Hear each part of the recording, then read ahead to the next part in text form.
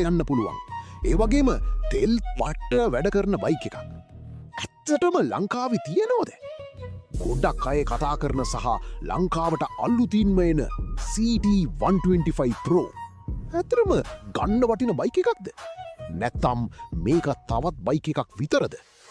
අද ඒ හැම දේම බලමු. CT100 කියපු ගමන් අපි හැමෝටම මතක් වෙන්නේ තෙල් වැඩ කරන කට්ට පාරවල් වලත් පය නැතුව පදින්න පුළුවන් බයික් එකක්.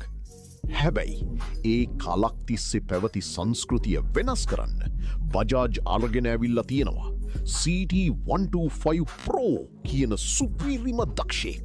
මේකේ තියෙන්නේ 124.4cc එයාකූල්ඩ් සිංගල් සිලින්ඩර් DTSI එන්ජිමක්. ඒ වගේම මේ කාණ්ඩේ බයික් එකකට ලොකුම වාසියක් වෙන ගිය පහේ ගිය බොක්ස් එකත් මේකට ලැබෙනවා. දැන් ගොඩක් අය අහන ප්‍රශ්නය මේකෙන් පැයට කිලෝමීටර් 100ක් යන්න පුළුවන්ද? ඔව්. සාමාන්‍යයෙන් තනියම වද්දි පැයට කිලෝමීටර් 95ක් 100ත් අතර උපරිම ස්පීඩ් එකක් ගන්න පුළුවන්. හැබැයි මේක රේස් බයික් එකක් නම් නෙවෙයි. පැයට කිලෝමීටර් 70වත් 75ත් අතර තමයි මේ බයික් එකේ නියමම කම්ෆර්ට් එක දැනෙන්නේ. වෙනුම ගැන කතා කළොත් සාමාන්‍ය CT100 එකට වඩා මේක හොඳටම වෙනස්. ඉස්සර හෙඩ්ලයිට් එක වටේ ආරක්ෂිත ග්‍රිල් එකක්, හැන්ඩල් බාර් එකේ ක්‍රෑෂ් පෑඩ් එකක්, ටැංකිය දෙපැත්තේ රබර් ග්‍රිප් පෑඩ්ස්. ඒ වගේම දිග සීට් එක.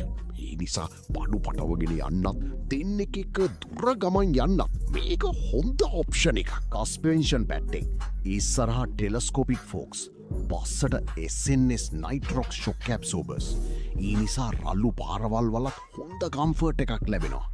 ආරක්ෂාවට ඉස්සරහා ඩිස්ක් බ්‍රේක්, පස්සට ඩ්‍රම් බ්‍රේක්, කම්බයින් බ්‍රේකින් සිස්ටම් වගේම ටියුබ්ලස් ටයර්ස්. දැන් එනවා හැමෝම බලන දේ මයිලේජ්. සාමාන්‍ය පාවිච්චියේදී ලීටරයකට කිලෝමීටර් 55ත් 60ත් අතර මයිලේජ් එකක් බලාපොරොත්තු වෙන්න පුළුවන්. ඒ වගේම ෆෝන් එක චාර්ජ් කරගන්න USB පෝට් එකකුත් මේකට දීලා තියෙනවා. හැබැයි අඩුපාඩු තියෙනවා. මීටර් පැනල් එක සම්පූර්ණයෙන්ම ඇනලොග්, ඩිජිටල් ඩිස්ප්ලේ එකක් නැහැ. ඒ වගේම 80 පන්නලා ගියාම පොඩි වයිබ්‍රේෂන් එකක් දැනෙනවා. ඉතින් අඩු වියදමකින් හොඳ මයිලේජ් එකක්, ගියර් 5ක්, රළු පාරවල් වලටත් ගැලපෙන ශක්තිමත් බයික් එකක් හොයන කෙනෙක්ට CT125 Pro අනිවාර්යෙන්ම බලන්න ඕන බයික් එකක්.